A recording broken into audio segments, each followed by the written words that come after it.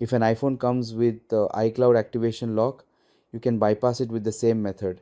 If the new model phone 17 series bypass iCloud activation lock, you can also bypass it with the same method next week. But today, in this video, we will show you how to bypass iPhone 11 Pro and how to add credit to it. After watching this video, you will be able to do it easily.